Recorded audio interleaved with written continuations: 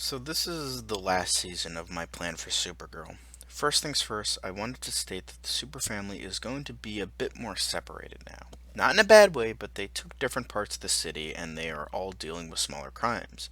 Steel is in one district, Starlight another, Superwoman another, and Valor another. While Supergirl deals with the entirety of Metropolis and big threats. Just so that the show isn't overstuffed with characters. Anyway, this will still have the similar arcs like past seasons, but they'll be smaller and more so blend together to be part of one big story rather than vignettes. The plan for the last season is going to be a lot brighter and happier than opposed to the last two seasons. Probably the most being like season 2, except not as basic. The season will deal with people affected by the gene bomb during the Dominator's invasion during last season. The Department of Metahuman Affairs was established last season, dealing with all these new metahumans that inhabit the world now. I didn't really get into this before, but the way I envisioned this world is not really like the world of the comics, but a lot simpler. The Justice League did exist, but that was pretty much it. There were some metahumans, but thanks to the gene bomb, now the world is full of them, which is the lasting effect I wanted to get into. The way that the super family kind of stopped the Dominators from putting all metahumans into a coma is only putting in existing heroes into ones and then making a lot of new ones. I want to imagine that almost a billion people were affected by it worldwide. And with the villains for this season, I wanted to focus on that. I know, this was already done with the particle accelerator during the Flash, but hey, if it ain't broke, don't fix it. I just thought it was an interesting way to usher in a new legacy of heroes, as that was the main focus of my version of the show legacy, dealing with the next generation of heroes and villains. Plus, it could introduce another underrated character, Sarge Steele, and I'd want like a Keanu Reeves type for his character. I don't know who that would be, but if I think of someone, I'll put it on the screen. He's going to be the director of the DMA. So the season starts with a familiar story for everyone, for the man who has everything, which is a classic Superman story. Start off the season with a kind of interesting perchance to dream sort of vibe. It wouldn't be exactly like the story, but it would very much be like perchance to dream. It would start off in Supergirl's normal life. Linda is stopping threats, hanging out with the super family, and kinda doing her own thing. But she has an aching feeling like something is wrong, but she's not sure what. Like it's all a lie for some reason. With this, a being is watching her from the shadows. She continues to live her life in the dream world, but the audience doesn't know it's a dream world, not yet at least. To enhance this, we see other characters interacting with each other in the real world, but we don't know that it's the real world. Just characters having subplots and that kind of thing. But it is revealed midway through the episode that Linda realizes something is wrong when things start to go out of hand. Maybe she doesn't have control over her powers, the super family turns on her, and that sort of thing, turning it into a living nightmare for her. Due to the darkness of last season, the audience just thinks that this is Supergirl's life turning upside down for some reason. Then at the end of the episode, it's revealed that the being in the shadows is Mongul, as well as the fact that Supergirl is in some facility, maybe Cadmus, MSCU, or DMA, or the Black Mercy has become attached to her. The next episode is her realizing the predicament and how she got there, and defeating Mongul with the people in the real world trying to figure out how to get it off of her. Mongul explains that Superman was in this predicament before, and Superman managed to trick Mongul's consciousness into being stuck in the parasite. His body managed to be killed in the process, and now Mongul needs a new body to reign over the universe. He manages to almost successfully transfer his consciousness into Supergirl, but she managed to be strong enough to block his possession and stop him. She fights her way out of the dream world and wakes up as the Black Mercy falls off of her. She manages to encase it and transfer it to the Fortress of Solitude so it doesn't hurt anyone else. But Mongul is still out there waiting to possess someone else. Small arc that I thought would be interesting to kickstart the season. This season will also be 20 episodes and will have 8 different villains over the course of 18 episodes. 2 for each, with the exception of one, but will have an overarching story involving Morgan Edge and eventually Lena Luthor, with each getting 2 episodes for their big reveal. So first things first. We're starting off with the second version of the Atomic Skull, Joseph Martin, who became the villain after being affected with the gene bomb in the original crossover comic. A quick flashback reveals that he was in a laboratory where he was blasted with energy from the gene bomb and became Atomic Skull. His backstory and personality from the comic is mostly unchanged, with the exception that Star Labs won't be used because it's on Earth 1, and Barry stated that there is no Star Labs on Earth 38, so yeah. He is being contained in Cadmus, but he eventually escapes. He doesn't have control over his powers, and due to the physical and psychological torture from Cadmus, he is wreaking havoc and is overall extremely confused and unwell, believing he is in an old film serial he loved. Both the MSCU and DMA try to apprehend him, but proves to be too powerful, and they can't. Supergirl tries to stop him, but the radiation of his body seems to be too much, and she passes out while he gets away. Determined to bring him to justice, she goes after him despite being weak. The episode ends with Atomic Skull capturing a weakened Supergirl after many attempts to stop him. The next episode is all about the rest of the Super family, Steel, Starlight, Superwoman, and Mon-El, trying to find her, while Atomic Skull is warped beyond comprehension due to the torture from Cadmus. He believes that Supergirl is Zelda Wentworth, a character from the Atomic Skull movie serial. Most of the storyline is Supergirl trying to talk to him and have the human side come out. I wanted this to end with Supergirl, quote unquote, defeating Atomic Skull almost through therapy rather than kicking and punching, you know? He kind of realizes who he is, what he's doing, and realizes he's a monster while the Super family come in and try to save her. The episode ends with Joseph Martin surrendering himself to the DMA, goes to a special metahuman prison, and manages to get a suit that stops people from getting sick around him. He becomes more of an anti-hero, similar to his role in Rebirth. The next episode arc is with a small-time villain named Obsession. In the comics, it was a woman named Dana Dearden, and she was pretty much obsessed with Superman to the point of insanity, like a stalker times 100. I'm going to be tweaking it a bit so that it's Dan Dearden, and that it's a teenager slash young adult, aged 19 to 20, who becomes obsessed with Supergirl. What the gene bomb does to him is that it heightens his hormone slash pituitary gland as well as making him nuts. So in the first episode, he steals a bunch of artifacts to make him superpowered to impress her. He dubs himself Super Guy and tries to impress her by accomplishing feats with various criminals around the city. She is impressed with his heroics and is glad there's quote-unquote another hero saving Metropolis, but she doesn't return his affection when he tries to make the moves on her. He is still totally obsessed with her, so he kidnaps Jimmy Olsen and beats him out to figure out how to win Supergirl's affections, because through the course of the series, Jimmy is constantly photographing her and is seen with her. He doesn't give him the info, and long story short, beats him within an inch of his life and steals the famous signal watch he has. I was deciding whether or not to kill him off, but since the death of Jimmy Olsen and BVS pissed off fans, I'm gonna keep him alive for that sake. Supergirl eventually finds him and brings him to the hospital. While she saves Jimmy, he tells her that her obsessed fan did it, but it becomes garbled and it sounds like obsession, hence the name she decides to give him. Olsen is taken to the hospital and goes into a coma. Episode ends. Next episode, Obsession is still accomplishing bigger and bigger feats to the point where he is making crimes happen so that he looks even more heroic.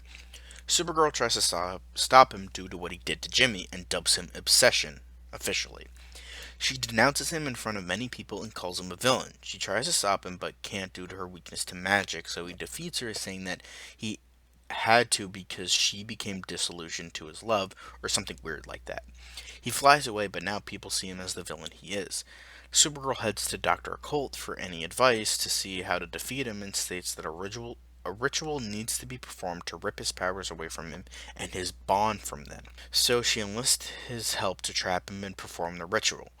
She searches all over the city and finds him. They talk and she lures him in and tells him that she was wrong and brings him to quote unquote her place, which in actuality is a warehouse, and Dr. Occult performs the ritual and rips his bonds away from the artifacts, and Supergirl takes them.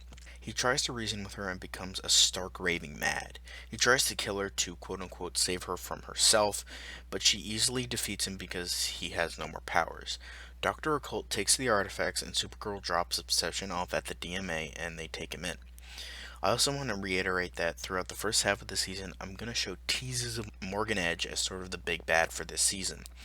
Maybe he released Atomic Skull from Cadmus, maybe he gave Obsession the magical artifacts and that type of thing. But his relationship with Lena Luthor won't be revealed until much, much later. Next episode is the first in a trilogy of episodes that spread across the season dealing with a trio of shapeshifters called the Intangibles. In the comics, they simply used technology to commit crimes, but it would be cool if the gene bomb gave them powers to be shapeshifters and believed they couldn't be caught because they had the ability to shapeshift. So that's what I'm doing. I'm going to reference their comic book counterparts where they modeled themselves after bank robbers John Dillinger, Bonnie Parker, and Clyde Barrow. I think it would be cool if each time they went to rob a bank in each episode, it would be a different era of robber, as well as Supergirl teaming up with a member of the Super Family in each episode so that they get showcased in some form and aren't totally ignored. In the first episode, Supergirl teams up with Valor to stop the intangibles who cloak themselves as Butch Cassidy, the Sundance Kid, and LT Lay, who rob a series of banks. Yes, the Wild Bunch rob trains, but I'm aware, but I thought this would be fun, alright? So they stop them eventually, and that's that until the next episode later on. Maybe there could be a subplot with the DMA or other metahumans to further build the world. Next up is Toby Manning, aka Terra-Man. Swear to God that is the name of the villain. He was a generic ripoff of Cable in the comics, but here I'm going to make him more of an evil Swamp Thing type of deal. Since his name is Terra-Man, even though the original character has nothing to do with Earth, even though that's what Terra means, but whatever. He'll still be an environmentalist like his comic book counterpart, but he'll be a gardener instead of a businessman. The first episode, when he is in his greenhouse, the gene bomb goes off and he becomes mutated with his plants and becomes Terra-Man. His look will be sort of this moss-covered creature, so trying not to be like Swamp Thing as much as possible. He'll be seen as kind of a wacky Silver Age villain, and that's the type of vibe I'm going for, over the top ridiculous. Pretty much everywhere he goes, he creates plant life and uses this to create an army of weird plant people. Due to this, Supergirl can't touch him but realizes her powers have no effect on him either. Not even her heat vision or freeze breath. At the end of the first episode, Terra-Man has a plant army at his control. Over the course of the next episode, the Super Family tries to defeat him, but no matter what they do, they can't. Until it's revealed that they can just kill the plant life on his body with Weed Killer. He's fine for a short while, but he loses his army of plant people when he loses control of his plants. But after the DMA captures him, we see that he still has control over plants and can turn into Terra-Man again. Now is the time we meet Morgan Edge, who I stated is doing some stuff behind the scenes.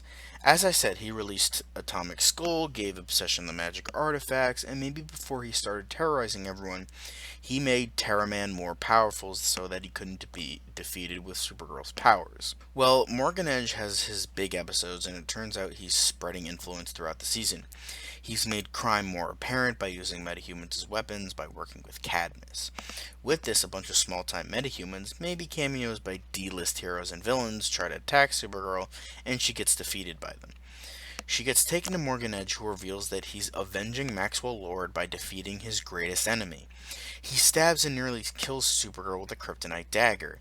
He keeps her prisoner and away from the public. By the end of the episode, no one knows where Supergirl is and have no way to find her. Next episode is kind of the hunt for her. It's also revealed that he's working with Cadmus and a higher up who's revealed to be Lena Luthor, eventually, not right now, to create a certain weapon that can level Metropolis, and what that is, just wait. This episode will mostly focus on the Super Family and where they are in terms of the world now. Lana is unsure of herself and how she wants to be a hero, as she's the oldest of the Super Family and is now living in Metropolis. This isn't her world or where she feels comfortable. She's outside of her element. So it's her dealing with that, as well as having hints of it throughout the season before this. Similar thing with Mon-El, who is literally not on his world anymore. He now has his memories and has to deal with the atrocities he's done in the name of Daxam, as well as being a traitor, not being on his world, dealing with these powers, and that sort of thing. Then Steel and Starlight don't have to deal with much, because the other two subplots are pretty heavy-handed, but I want to deal with that. Maybe their relationship is a bit more strained now that Natasha has been a hero and been in her own district of the city and that sort of thing. So the story is moving along in Supergirl's captive. Edge reveals that he's in fact Maxwell Lord with plastic surgery and took over the life of the real Morgan Edge, who was a nobody before Lord made him a quote-unquote somebody. That's what he's been doing for the past year or so since he got resurrected.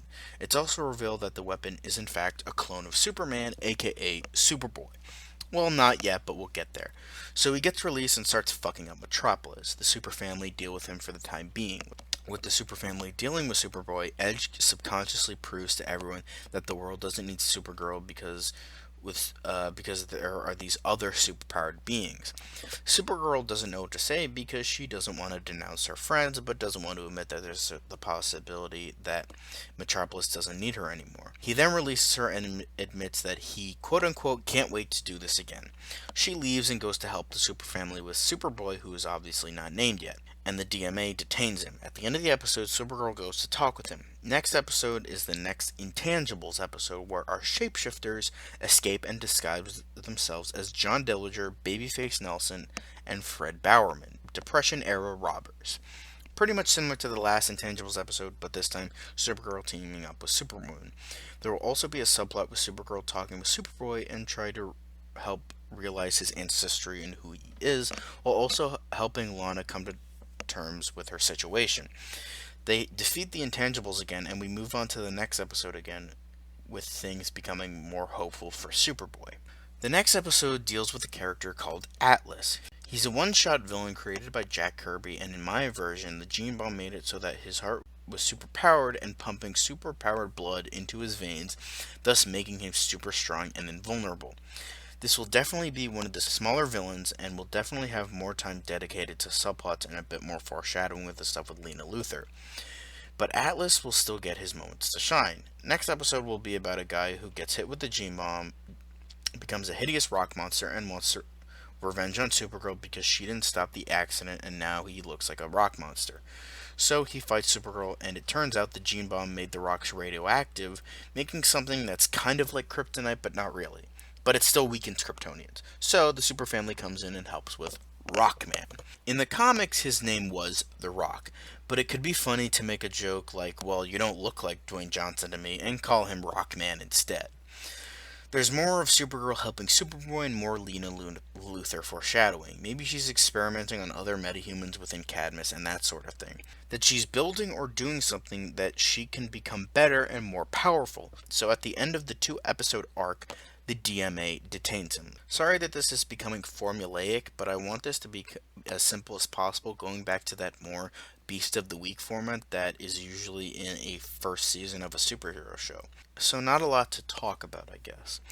Back to the Intangibles. This time they disguise themselves as Whitey Bulger, Mike Brasicia, and Edward Bunker. Not as famous, but I couldn't find any famous bank robbers that were modern outside of Bulger. But whatever, moving on. This time Supergirl teams up with Steel and Starlight. She helps to mend their strained relationship while trying to deal with the Intangibles. She also continues to talk with Superboy, giving him a name, Mon-El, and starts to really turn him around. At the end of the episode, the Intangibles are caught for the last time, and Lena Luthor experiments on herself with the drug she's been working on, and she starts to transform. In the next episode, a lot of it is backstory regarding Lena. It's going to be similar to her New 52 Rebirth origin, but with a couple changed things.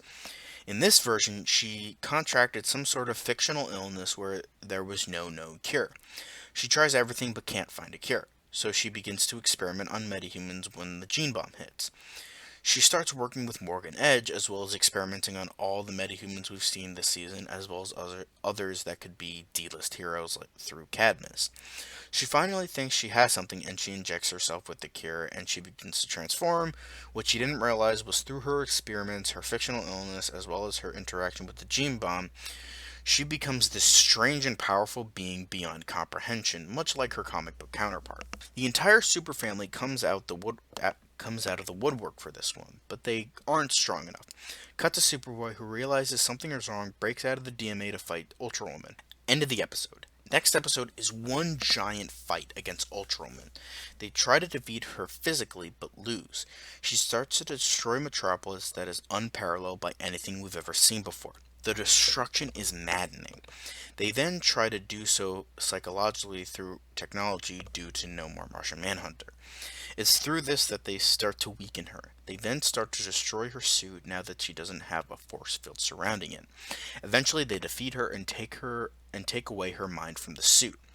DMA locks her up. They are welcomed with admiration from the public, including Superboy, where he finally gets his moniker from Supergirl. But this isn't the last we see of everyone. Moving on to the series finale. This is set 8 years in the future. I am in fact pulling a Gotham with this one. Now, throughout the beginning of this episode, we'll hear about Linda and her exploits from the Super Family, as well as new heroes. That is until she comes back from a mission in space. It is then revealed that she has evolved into someone that is no longer part, well, technically part of the Super Legacy, but becoming her own hero. Power Girl. Yep, I am evolving Supergirl into Power Girl. Now, this idea was not my own, and I was inspired by Earth 27, created by Roy Westerman and illustrated by Phil Cho. If you want to know more, I highly recommend clicking the links in the description to the fandom page as well as the Supergirl page specifically. It's really awesome, and I was very much inspired by the idea and thought it was very intriguing. I thought it was the perfect way for Supergirl to still retain the legacy of Superman in her own personal way, but she gets to be her own hero. Now, in this world, in regards to the Super Family, Lana is now fully adjusted to her life in, this time, Midwest City with John Henry Irons. They are still active heroes. Natasha Irons is mentoring a group of Teen Titans in New York City. Mon-El is in the future with the Legion of Superheroes. Superboy is with Power Girl in Metropolis. Throughout the 8 years, more and more metahumans started to surface after Supergirl's feats, leading to a cure for the metahumans stuck in a coma after the gene bomb hit.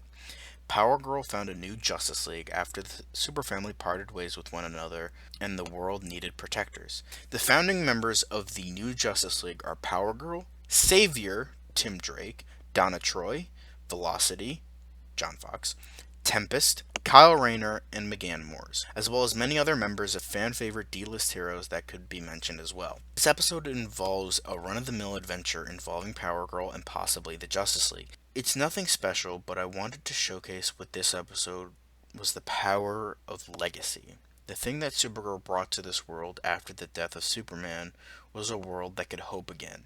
Not just a country of heroes, but a world of heroes. And the Justice League now, it's made up of what were sidekicks, the next in line. They were inspired by Supergirl because of her various feats. Isn't that much more powerful and interesting than hammering in political messages, propaganda, and social justice nonsense at every turn, force-feeding the audience the quote-unquote right opinion? Personally, I find that to be more interesting. Plus, in the finale, I want there to be a line said by Power Girl. Maybe it's the closing line of the episode, maybe somewhere in between, but I want there to be a line said by her that would be very powerful. I'm not better or worse than Superman. I'm just different. Instead of the writers of Supergirl having this pissing contest with Superman and constantly shitting on and demeaning this hero, have his legacy state that she's her own hero and has grown out of this idea that she needs to be just as good or be better than him. Just doing the right thing would make him proud, and she knows that. So, that's my 5-season arc for Supergirl. Now, I'm not saying this would automatically be better than a show that's been on the air for 4, going on 5 seasons, with a multitude of writers, directors, cast, and crew. I'm just saying this is something along the lines of what I would want to see. Supergirl doing her own thing without having the burden of a popular hero on her shoulders. Plus, introducing smaller fan-favorite heroes like Steel and Superwoman, as well as having so many fan references in the finale would be really awesome too. I hope this series made everyone really happy, or at the very least, were intrigued by it. Leave me any comments about what you would do, or if you want me to do anything like this in the future.